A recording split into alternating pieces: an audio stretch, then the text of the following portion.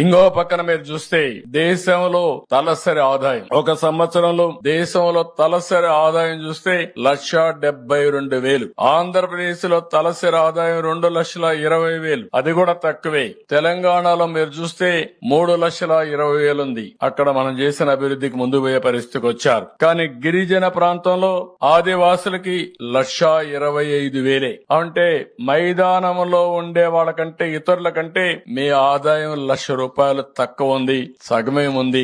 ఇది సమంజసం కాదని కూడా మీకు తెలియజేస్తున్నా. దీనిపైన శ్రద్ధ పెడతాం, పేదవాళ్ల పైన శ్రద్ధ పెడతాం. అందుకే నేను ఒక మాట అన్నాను, గిరిజనులు పేదరికంలో పుట్టి పేదరికంలో చనిపోతున్నారు.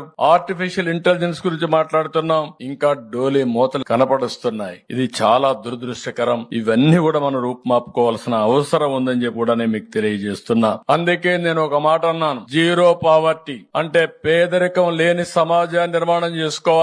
ఏ పని చేసినా పేదల దృష్టిలో పెట్టుకొని చేయాలి. అలాంటి పేదలు ఎక్కువ ఉండేది ఆదివాసుల్లో ఉన్నారు. వారి మీద నా శ్రద్ధ ఉంటుంది, ఈ ప్రభుత్వం యొక్క శ్రద్ధ ఉంటుంది. మిమ్మల్ని పైకి తీసుకొచ్చే వరకు, అన్ని విధాలు ఆదుకునే వరకు మీకు అండగా ఉంటామని కూడా మీకు అందరికి తెలియజేస్తున్నా.